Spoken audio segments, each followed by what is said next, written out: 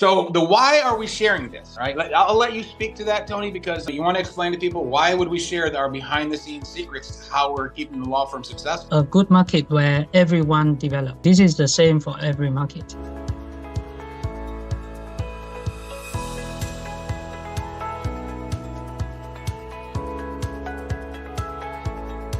First of all, I just want to say hey to everybody. Tony, I'm glad that we decided to do this because, well, to me, it's marketing and it's helping people actually do better in their business, make more money, have a little bit less stress. Hi, everyone. I'm Tony Nguyen. I'm the founder of EPLegal, a boutique law firm in energy and commercial and disputes. My name's Mars, and I own a couple of marketing businesses and firms, but my most famous is called Launchman, and my brand is Mars the Marketer. You know, in the United States, I'm in Vietnam right now, but in the United States, you know, I got to be pretty famous because we kept breaking records. You know, we do like 10 million in a week, 20 million in a week with new stuff that people had never seen before. 30 million, 40 million. I did 200 million one time. That was freaking awesome. So for me, I enjoy helping businesses like EPLegal, and EPLegal is where I have, you know, planted my flag right now. But, you know, all that in mind, the purpose of this episode is really to talk about how to turn this sort of down market upside down. So the why are we sharing this, right? I'll let you speak to that, Tony, because I think you have the clearest grasp of exactly why we're doing it. You want to explain to people why would we share our behind the scenes secrets, how we're keeping the law firm successful in what amounts to kind of a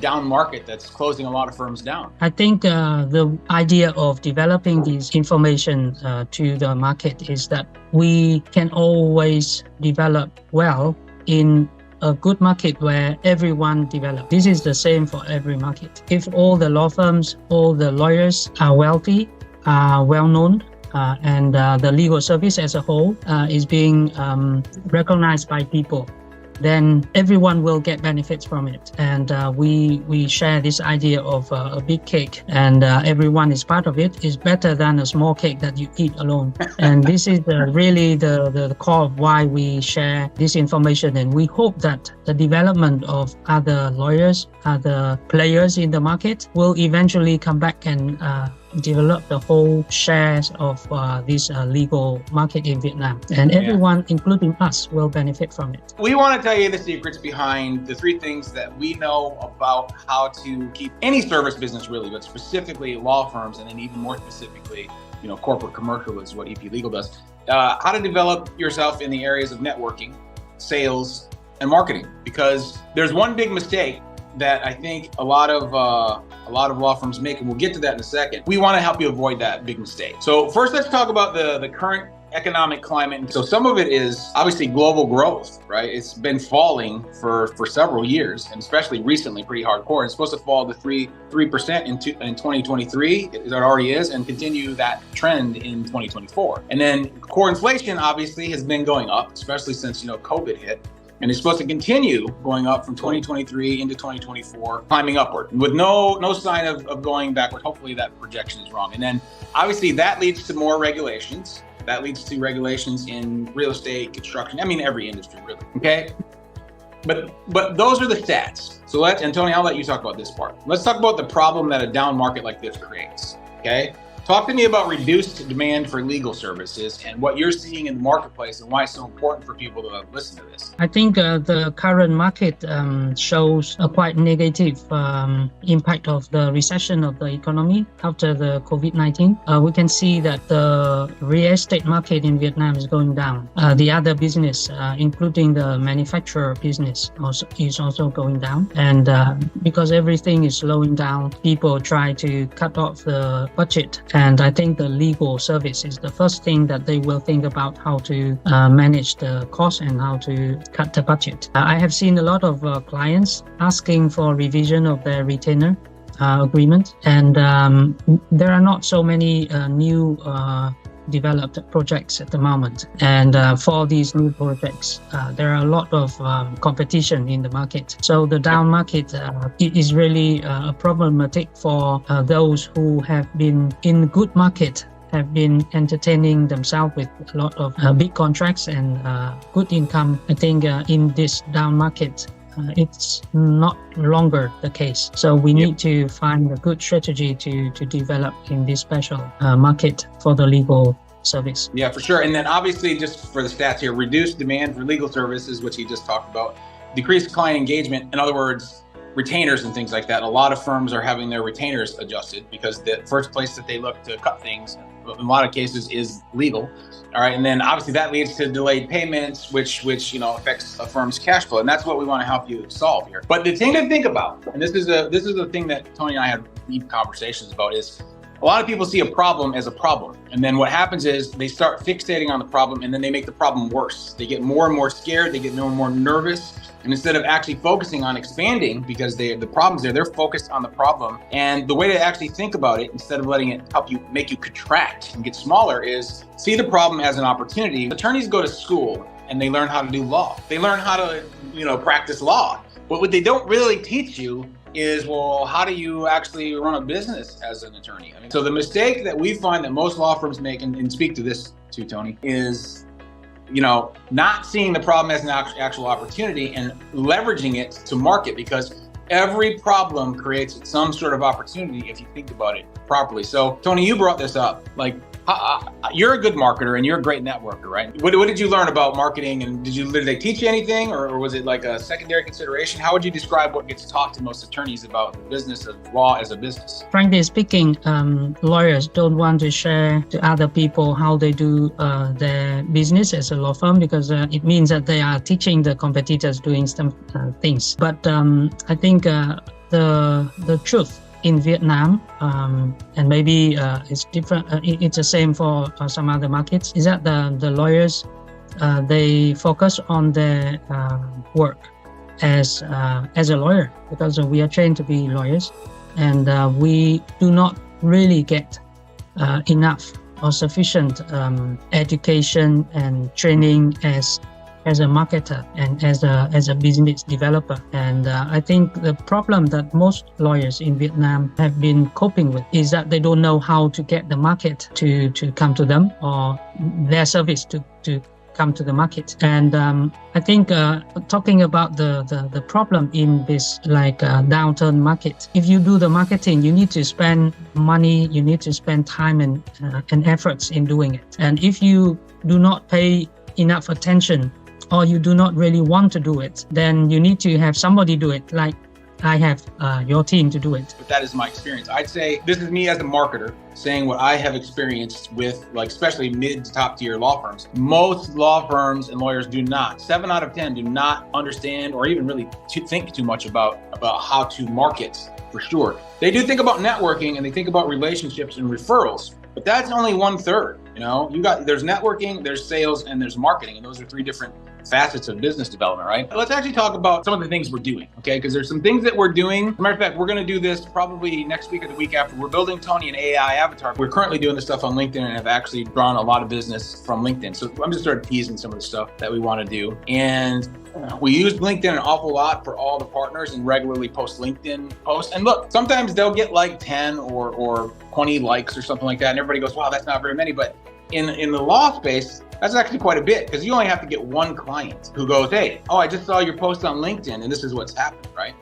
We posted some content. Somebody saw the content on LinkedIn from one of the partners, and they led to a pretty large deal. And then Tony, you just posted something on LinkedIn the other day. I can't remember. I lost track once we got over 100 or so likes. What was the post that you did on LinkedIn the other day? Yeah, actually, I have to say LinkedIn is one of the most powerful tools that every business should pay attention to. And for myself, I got the team supporting me with this LinkedIn to catch up with all the news, and also to when there are some new developments in the legal market, usually I get to know the first, and then I will have a team doing research on this, and then I post it on my LinkedIn as a collective effort. And when I post something in the market and I'm the first to post it, everyone will look at my post and everyone will find something good about it, because it's new and because it's so useful in the market. So my post will be shared. As you mentioned, one of my posts on the new court decision related to arbitration was really welcomed by a lot of people, and it was also shared by many international lawyers as well. So these kind of activities need to be done on frequent basis, and it will make your profile on LinkedIn, which is how you will be seen by other lawyers and potential clients. Very obvious. Yeah, right, exactly. And so we'll share that when we get to the episode on social media and LinkedIn, and how that strategy worked and how it's working from different angles. So make sure that you pay attention all the way to the end of this video, and we'll tell you all of the episodes that we're going to do. But we want to give you a little bit of a sneak peek on some of our marketing assets. For instance, we want to talk to you about how to use video to actually tell story, okay? Because people, you want someone to watch your video for more than 10 seconds, you either have to really solve an acute problem for them, or you have to tell them a story, okay? And so we really use video to tell stories, right? And then we want to talk to you about how to develop your firm's booklet. This is some screenshots of our firm's booklet, our profile booklet. That basically, when you go meet a client, obviously this is the thing that you give to them, and then they review it, and we want them to do more than flip through it. Then we revamp the entire brand and the website. So we're going to walk you through the website. We're going to tease that a little bit today, but ultimately we'll do a thorough breakdown of it during one of the episodes. Of course, all the identity standards, marketing materials, video materials, event materials. And then towards the end here, I'll come back to this in a second, we're just going to go through exactly what the entire series is going to be about. There's 12 episodes. And right now you're watching episode number 1, which is the intro, sort of just setting everything up. Next, we're going to talk about the brand overhaul, website strategy. We'll dive deep into the profile booklets. And then this episode here is pretty much going to be 99% Tony, because the dude is you're an amazing networker, Tony. Actually talking about, he's got a step-by-step process for how he networks, and then turns that into relationships, and then turns those relationships into business. And I think there's any attorney watching this, or any upcoming attorney, needs to watch that episode, I think, above all the other episodes. And then there is the video storytelling, like I said. And we're gonna go into follow-up strategies, a lot of it coming out of events, but anytime you have a meeting with somebody, what are the messages you send them, like immediately after, for the next couple days? Do you give them a gift? We try to, okay? Do you give them something?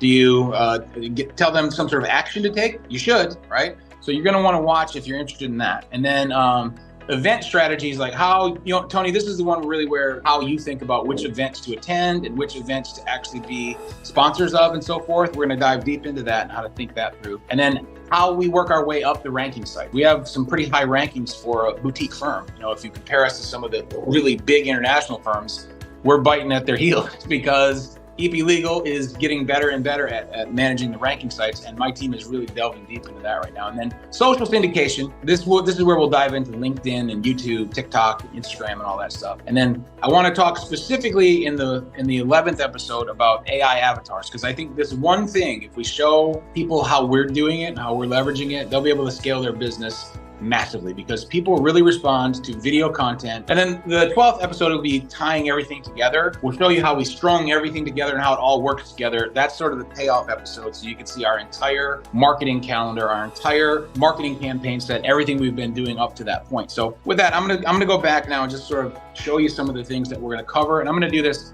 pretty quickly, actually, because I don't want to, we'll dive deep, but just for our profile booklet. So this is the EPLegal profile. And again, I'm going to explain exactly what all this is and why it has to be arranged in a similar fashion to how we've arranged it. I see a lot of law firms, their profile booklets are just all over the map, and they're not really doing a great job of, being very psychological with their firm and communicating what their firm's about. So I'm not going to bore you by going through it right now, but we're going to do an entire episode on how to brand each of the partners in the firm, and how to talk about what their specialities and areas of specialization are, how to talk about what the firm's areas of practice are, how to talk about all the associates and all the of counsel that are part of the team overall. Just the whole 9 yards. We're gonna go through this step by step, exactly how we did it, exactly our process. So you can model it if you want to. You don't have to, but it would probably be a good idea. Then, how we do our bidding profiles. And again, we're going to break this down completely and totally. This is when we do an individual bid. We have a separate booklet for each industry type, basically. So it speaks directly to the people that are the decision makers in that industry, right? Pretty straightforward and natural, but I see most of the time people either don't have this or they don't do a good job of constructing them. I'll do the identity standards real quick. If you don't have a good set of identity standards, so that any designers or video people or any creatives that you bring in, and even team members, need to understand how the brand is supposed to be represented. What's it supposed to look like? How are we communicating? What are the rules? These are attorneys, and attorneys are all about rules. So an identity standard packet like this is really all about, how does the brand get executed and how does it get displayed? And the thing that I do want to kind of at least tease a little bit today is the website, because your website is basically your representation online. It's the first thing everybody goes and looks up. They go to your website and they look up what's the firm about. You know, what kind of stuff is this firm doing? What have they achieved, etc. This is EPLegal.com, and it's pretty important to really understand the strategy that went into this. And again, we'll do a full episode on this,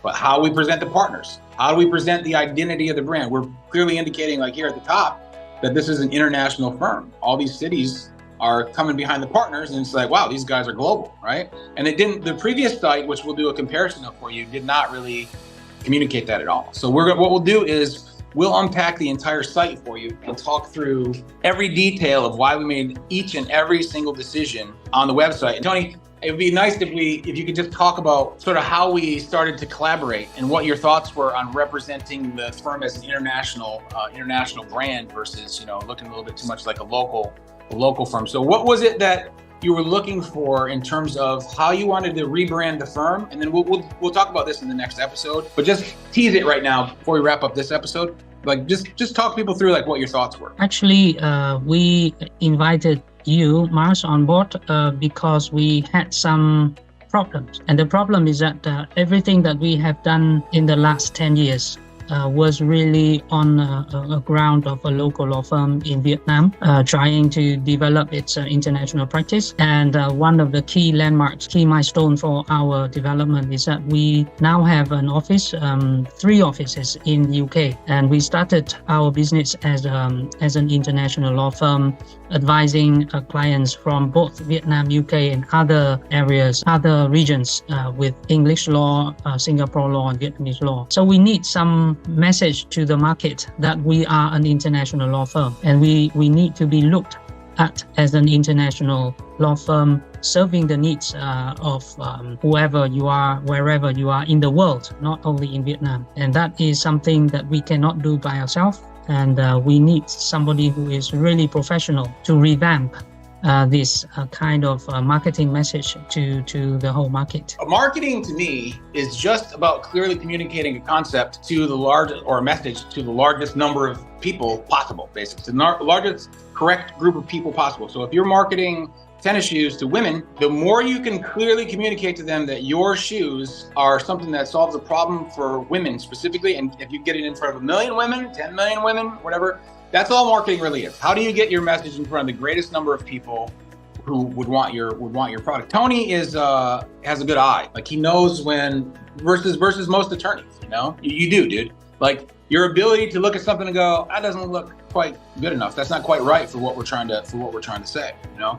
Most attorneys don't have that. And I think that's why you're a good person for them to learn from. So I'm going to end on that, Tony, and you can have whatever final thoughts you want, dude. But like, I'd like to, just tell you, if you're watching this and if you made it all the way to this point, a half hour in, how excited we are to really be putting this whole thing together for you, and to share it, because the truth of the matter is, to me, this is an exciting thing, to really talk about how you can have your firm do better so that we can help grow the entire industry, and not only EPLegal. We're growing EPLegal just fine, and any type of selfishness or like, no, let's hide this from everybody else. It's just not Tony's style. It's not my style. So Tony, you can close it out if you want, man. I'm just excited to be sharing this with everybody. And we used to think about the lawyers as, we have it in Vietnamese, hữu sắc tự nhiên hương. It means that if you are good, people will come to you. But it's not true in the modern legal world. And the problem that we have, we had faced in the past,